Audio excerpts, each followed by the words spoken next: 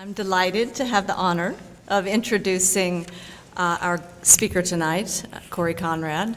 Having known her since 1998, when she came to final selection weekend in Chapel Hill as the Coral Gables High School nominee from Coral Gables, Florida.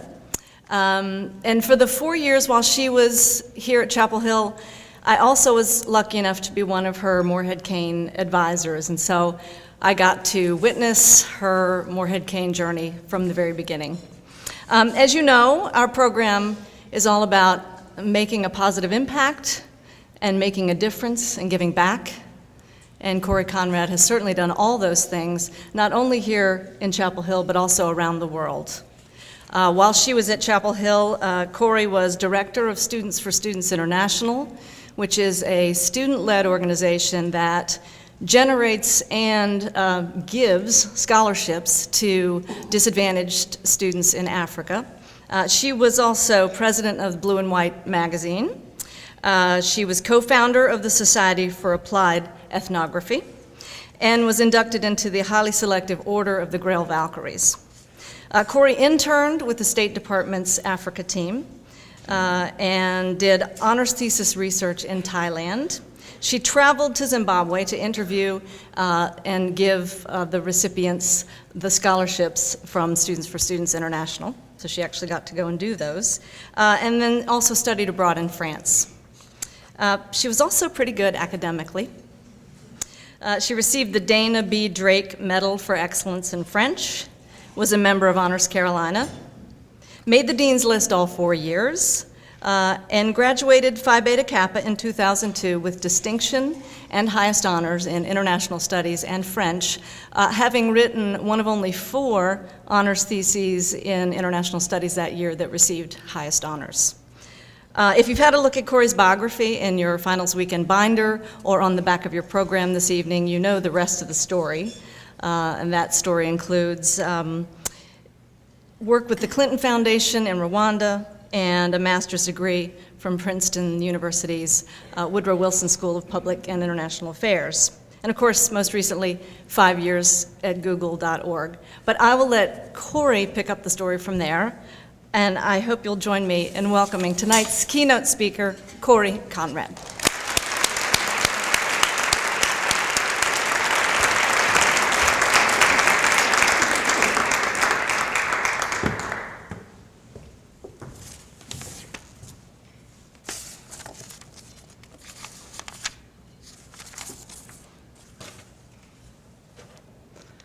Hello.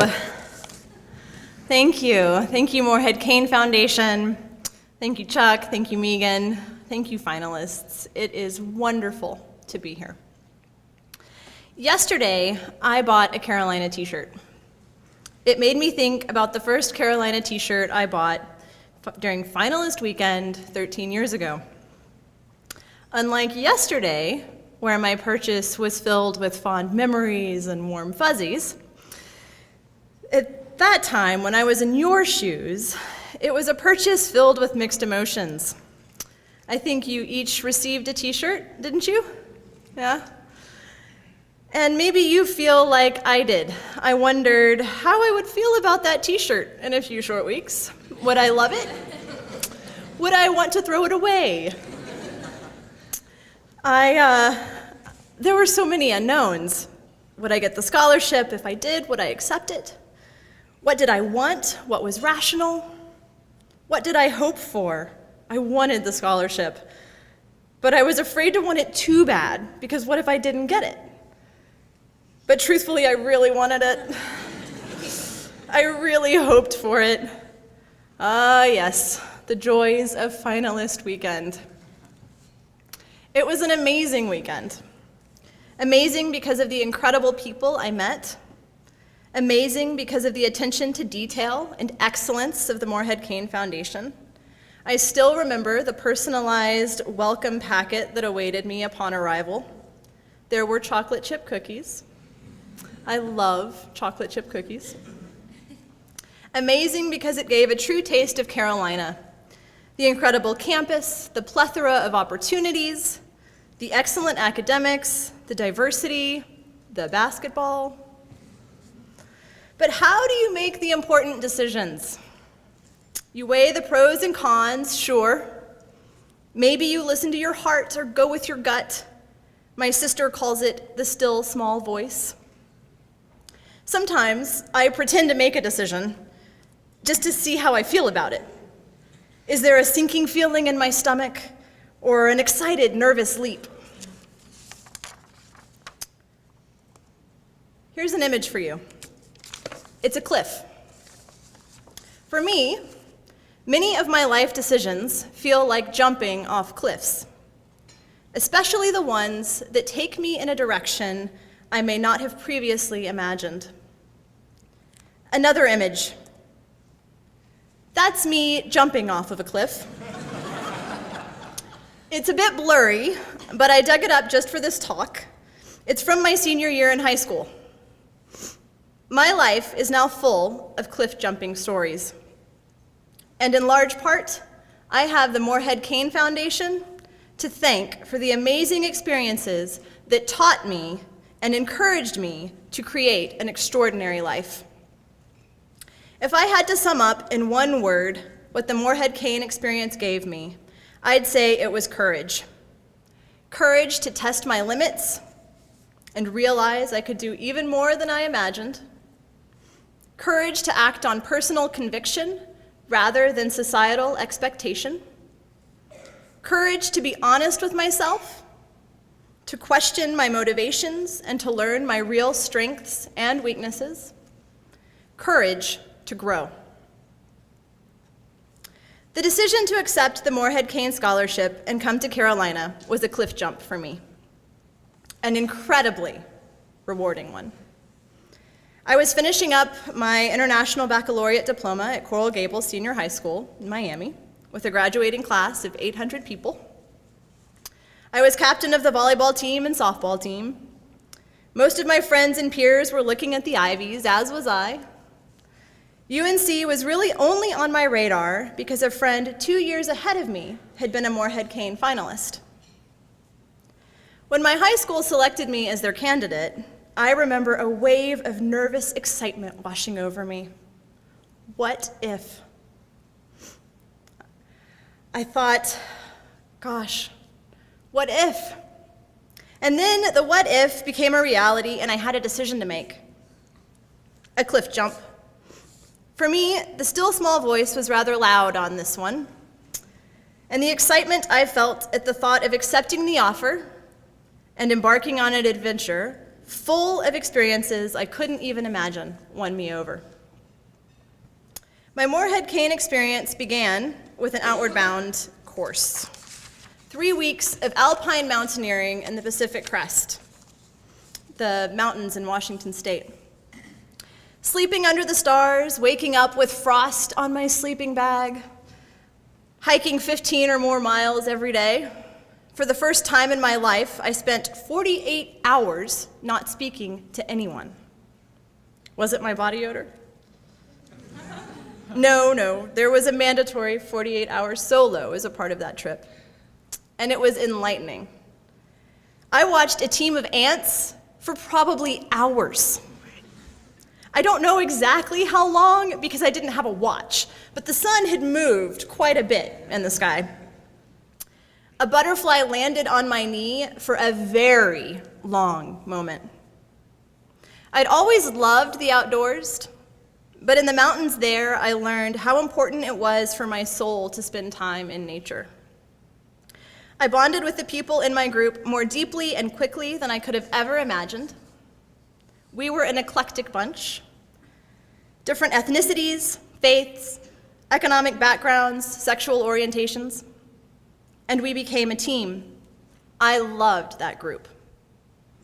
At the end, we ran an 8-mile race, 5 miles longer than anything I'd ever run before. I learned orienteering, how to read a topographical map, and I gained courage. Courage to lead 2 friends on a 3-day trek into the Chimanimani Mountains of Zimbabwe the following summer. But I'll get to that. Finally, I collected an amazing tan that unfortunately turned out to be actually mostly dirt. not showering for 21 days, it's truly a once-in-a-lifetime experience. High school was rigorous for me. I'm sure you can relate. I had IB tests on top of AP tests, and was on a track that left little to no room for creative curveballs. I was honestly kind of ready to take some random things in college. I loved learning, and I was looking forward to the freedom of taking what I wanted to take, not what I had to take, and to not worrying so much about GPA and class rank. Freshman year, I took Japanese and physics just for fun. I took weightlifting. I kind of wanted to be anonymous for a while. I got a job as a barista at a coffee shop. Thanks to Uncle Mott and the Morehead-Cain, I didn't need the job, but I'd never worked a cash register, and I wanted to learn how to make lattes. That fall, I learned of an opportunity with the student-run nonprofit Students for Students International. They ran a scholarship program sending 12-year-olds to secondary school in Zimbabwe, and Africa was intriguing to me. I admit the thought of helping kids there tugged on my heartstrings. I applied and was accepted to be a part of the team that would travel to Zimbabwe during the summer and run this program. With 3 other students, one other Morehead-Cain scholar, that's Jacques Stanislaus in that photo with me, with one of our scholars. We raised $50,000 to send kids to school, and the foundation sent me and Jacques to Zimbabwe for our public service summer. From 150 student applicants, we narrowed it down to 40, and we traveled around the country interviewing them. We selected 13 scholars that year. We were deciding the fate of those kids' lives. We were providing things their parents couldn't. It was heavy stuff, and I was 19. Who was I to have such power? Why did I think perpetuating an education system started during British colonial rule was a good thing? These questions mingled with other realities for a 19-year-old in a foreign country where the drinking age is 18. There may or may not have been some fun times with Sambuca. There was definitely safari. On the safari, we had a guide. His name was Givemore. Quite an appropriate name when you work for tips, I remember thinking, give more. And there was that trek I mentioned earlier. I convinced the other 2 girls on the team to do a 3-day, 2-night hike into the Chimanimani Mountains from the Outward Bound base there. Someone had died out there from a snake bite the week before, but I figured that made us safer because what were the odds that 2 deadly snake bites could happen in 2 weeks? And for those of you questioning my logic on that one, it's important to realize I'd not yet studied statistics. So we set out. I had the topo map, and we each had a pack. It was glorious. We were empowered. We were trailblazers. And then we were lost. And then we were empowered and on track again. We slept in a cave. It had bats. Up the next morning and onward, more being lost, more being empowered. We found a beautiful waterfall. We'd been going for 3 days and hadn't seen a soul. And there was a swimming hole, which we figured we had to go for a swim. Unfortunately, we'd left our swimsuits drying in the cave from the night before. What happened next may or may not have involved skinny dipping, and may or may not have involved a family of 4 arriving to the very same swimming hole shortly after the possible skinny dipping decision. Ah, the memories. The Zimbabwe summer changed my life. I returned to Carolina with a major. I would major in international studies with a geographic focus on Africa. I doubled major in French. Why? Because then I could spend the semester in southern France traveling. Getting the remaining credits I needed. I took the wine tasting classes very seriously. The foundation staff challenged me. With my major decided, I would have returned to Africa to work with nonprofits for the next few summers if left on my own. Rather, they counseled me to consider other possibilities, to jump off some new cliffs. I spent a summer writing for the State Department in Washington, D.C. I met President Bill Clinton that summer and attended a press conference at Camp David. I learned I didn't want to just report on things, I wanted to be doing them. At Carolina, I had world-class professors that were great at teaching. I learned theory, and I also learned practical skills for getting things done, for doing. I learned through hands-on engagement. One of those classes was an ethnography and fieldwork class. Ethnography is the craft of people studying people. Professor Glenn Henson led an honors seminar where we interviewed tobacco farmers from rural North Carolina and worked to tell their stories. I visited tobacco barns and was welcomed into farmers' homes where I learned to listen as they told many stories. Techniques I learned there, I could put to good use in my final summer experience. Again, challenged by the Morehead-Cain staff to step beyond my comfort zone, they encouraged me to go to a new region. With one Southeast Asia history course under my belt, I headed to Thailand for almost 2 months of independent research. That work became the foundation of my senior thesis. In Thailand, I spent most of my time in the north, in Chiang Mai. I found a guest house that became home. Across the street was a gift shop. I have a real weakness for handicrafts, so it was one of the first places that I visited.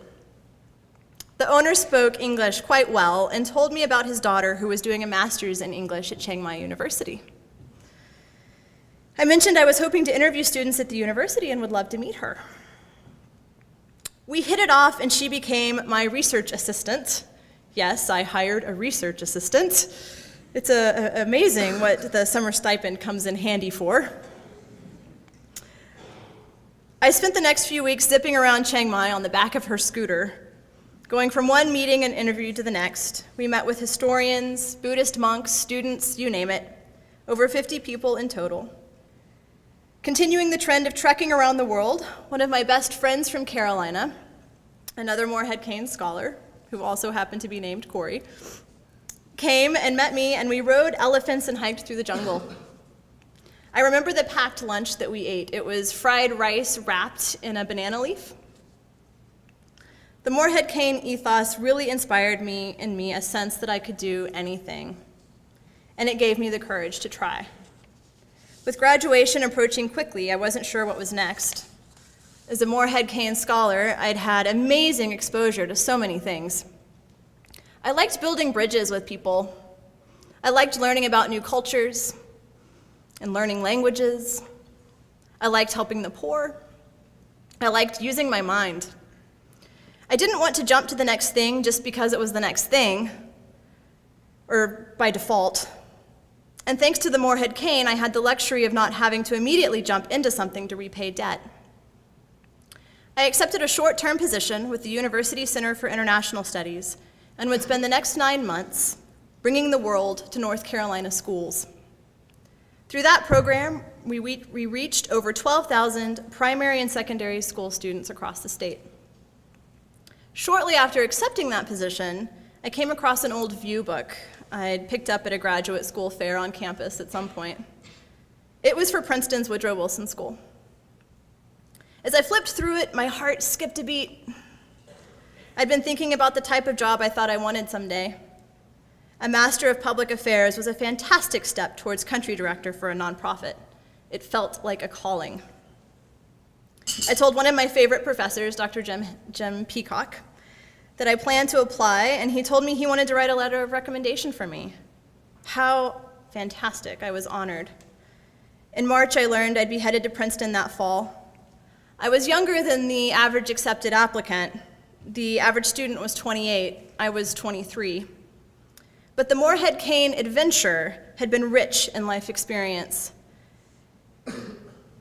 And Morehead-Cain scholars had a good reputation there. Others had gone before me. I knew what I wanted to do, and I knew why Princeton was the next step. My short-term stint with the North Carolina schools wrapped up in June, and I'd grown accustomed to life-changing summer experiences. Through family friends, I had the opportunity to head to India, live with their Indian family, and work with a nonprofit for a few months. I jumped at the chance. By that point, my immediate family was used to not having me around in the summer anyway. It was one of the hottest summers in India in history, and average temperatures were above 125 degrees a day. It was a summer of extremes: extreme hot, extreme rain, extreme spice.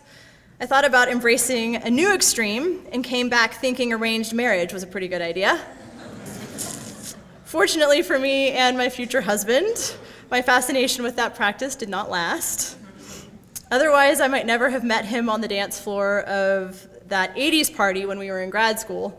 Daniel's here with me tonight.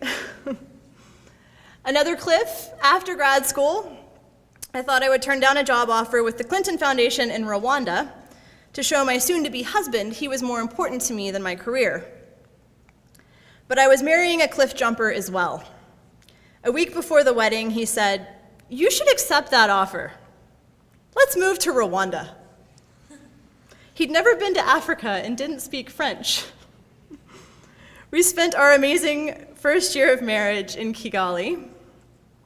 I won't tell you how many times we had malaria.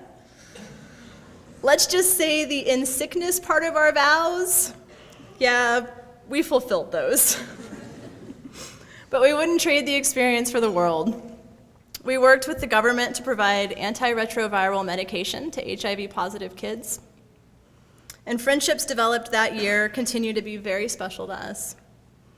A piece of bonus advice you can store for later: pick a partner that's willing to jump off cliffs too. From Rwanda, we moved to San Francisco without jobs. Another cliff. Another leap of faith. It took a few months to really think about what was next for me. I painted. I set my sights on google.org. I remember my final of 12 interviews. It was with the executive director at that time, Larry Brilliant. That's right, Brilliant. It's a good name.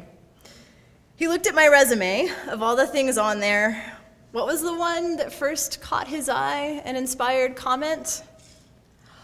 "You're a Morehead-Cain scholar?" he enthusiastically asked. He'd known a Morehead that he thought the world of, and the rest of the interview went great. I've spent the last 5 years at Google and just recently returned to California after a year in England, where I was the regional lead for google.org in Europe, the Middle East, and Africa. As a program and partnership manager, I've worked with experts in ministries of health around the world and have represented Google at numerous conferences. I've done interviews with the BBC, NPR, and others, and even held a press conference in French in Paris when we launched Google Flu Trends for a dozen countries across Europe. In total, I've now lived on 4 continents and spent significant time in more than 30 countries.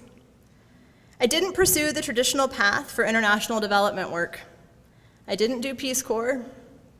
I now work at a tech company. I've paved a different way through taking risks and jumping off cliffs, following that still small voice, going with my gut that sometimes defies the practical decision.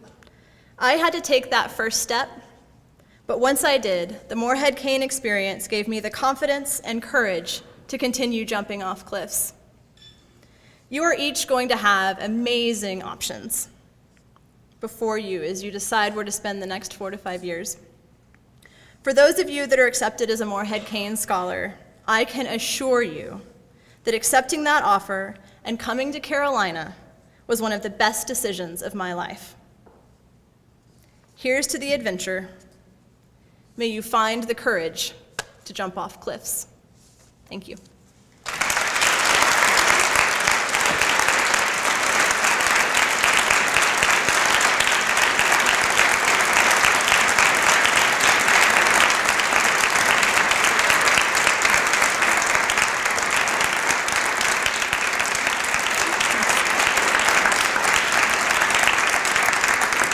Thank you. So I am going to take a few questions. If you have a question, please stand up and I'll repeat it into the mic so that everyone can hear, or speak really loudly. I'm not quite sure the best way to do that is. Sure. Hey, I was just wondering if you could tell us about what you do right now with like Google Flu Trends. That's Sure. what Yeah. So the question is, what do I do with Google Flu Trends? Google Flu Trends takes advantage of kind of being at Google, so engineering expertise to build, we've built a product for disease surveillance. So it turns out that certain things people search for are actually really good indicators of flu in a population. What we did was we worked with influenza-like illness data available from the Centers for Disease Control here in the United States, the CDC. And flu has a seasonal pattern. An epi curve looks like a camel hump. So over 5 years, you tend to have 5 camel humps. It gives you a pattern, a time series of data. We took that pattern and we ran an algorithm over millions and millions and millions and millions and millions and millions of search queries to see which terms had the same pattern. And it turns out that the terms that have the same pattern as the flu curve are flu-related. The same was true for dengue. So using that, we were able to build a disease surveillance tool that updates every day and provides in near real-time influenza data for 28 countries around the world in 38 languages. Sure. Hi, Corrie. I'm Philip. Hi. How did you overcome malaria? How did I overcome malaria? Medicine. Fortunately, there is a treatment for malaria. So my husband actually had a drug-resistant strain of malaria and ended up on quinine, which was not a pleasant experience. But yeah, no, there are great combination therapies. So, you know, I hate to say it's like the flu because it's not at all, but when you live in an endemic country and you have not grown up there, you don't have any sort of acquired immunity to the disease, and so you're much more susceptible to the symptoms that come with it, and we were, and yeah, fortunately we had a good doctor we could go to that looked at our blood sample and said, all right, time for you to take another malaria treatment. A couple days later, we were pretty much back to normal. Sure, in the middle. How did the Morehead-Cain help you select your summer experiences? How did the Morehead-Cain help me select my summer experiences and arrange them? Well, hopefully you picked up on the theme of the Morehead-Cain staff playing an active role in challenging me beyond what I would have probably done on my own. And so I think a key piece of being a Morehead-Cain scholar was that guidance, was that input to do something that I wouldn't have otherwise done. Once I found something I liked, I tended to just stick with it. I started French when I was in 2nd grade, and I was a French major at Carolina. I stick with things. So it was really great for me to have this external counsel that cared about me, that was actively engaged in my life, saying, great, you know that you love the continent of Africa. You will go back. Have you thought about Southeast Asia? You might want to go there. You know that you will do these things because you really care about them, but have you thought about this? And so that relationship was incredibly helpful to me. Yes, table 6. My name's Catherine. Jumping off the cliff is really scary. Yes. How do you overcome the fear and leap off the edge? Yeah, it is very scary. That's true. And when you're up there looking down, you're thinking, oh my gosh, am I really going to do this? I think one of the things that helps me now is a history of having done it before and seeing, it doesn't always turn out great, right? But the question of the what if is no longer there, because you know, if you don't do it, you live the rest of your life wondering, I wonder what would have happened if I had done that thing I really thought I wanted to do but didn't have the courage to do. And fortunately, the more times you do take that risk and jump off that cliff, you can look back and in my case, remember the amazing opportunities that came from those decisions that wouldn't have been the comfortable thing to do at the time. I think table 7, there was a question. Yeah. I'm Matthew. So obviously, since you've taken the Morehead-Cain scholarship, you've been successful at everything you've done. I just told you the successful piece. You would have been as successful if you hadn't taken the scholarship. Well, there's definitely some selection bias in this group, right? Like, this is a group of people that you're amazing. And I think wherever you end up or wherever you go, you're going to have the opportunity to jump off cliffs and make decisions that will have a positive impact on the world. For me, the opportunity provided through the Morehead-Cain experience, I think, amplified that exponentially. The challenge is being challenged to take new opportunities that I wouldn't have taken. The just richness of the experiences in such a short amount of time. I mean, seriously, like the Woodrow Wilson School at Princeton was full of people with, years of experience, and I had been a Morehead-Cain scholar at Carolina, which gave me an amazingly condensed, rich experience that I think equipped me very well for that program. So, yeah, I mean, if I had it to do all over again, I definitely would have accepted the Morehead and come here again. I think I would have taken some computer science classes as an undergrad if I'd known I was going to end up at a tech company. I think big data is where things are really moving towards. But the decision to come here, definitely. Table 9. My name is Shane. I'm wondering, what is the most enjoyable and fulfilling aspect of your work today?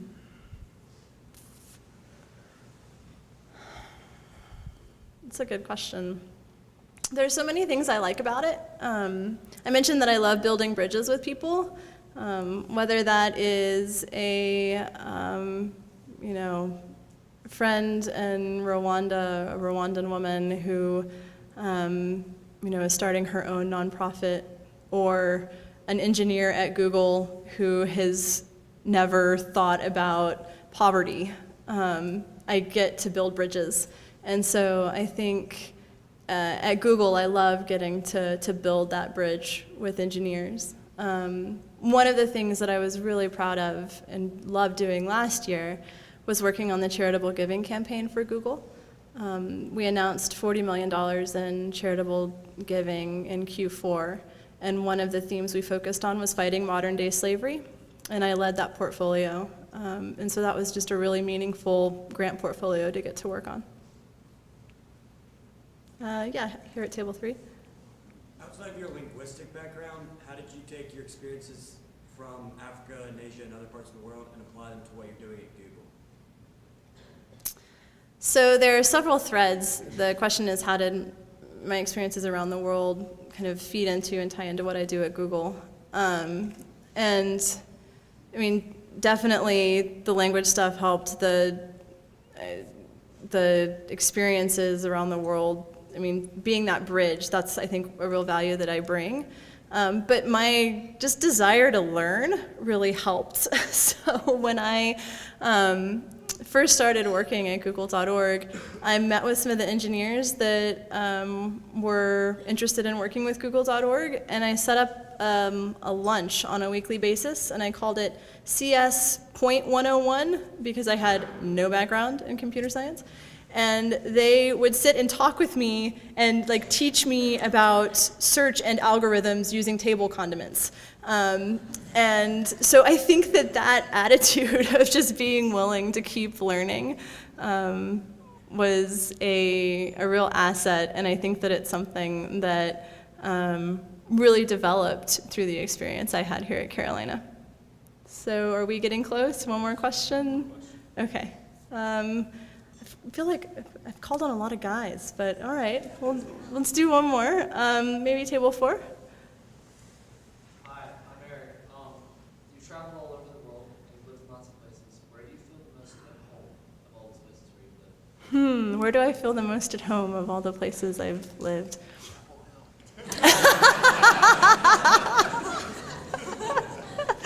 I'm hearing a strong leaning towards Chapel Hill, and I do love Chapel Hill. Home for me is currently San Francisco, and we don't have any immediate family that lives in San Francisco, but I think that it is where I will, at least in this country, often return to as home. But I feel very much a citizen of the world, and so, again, the experiences fostered here as a Morehead-Cain Scholar through Carolina, I think got me there. So, thanks very much.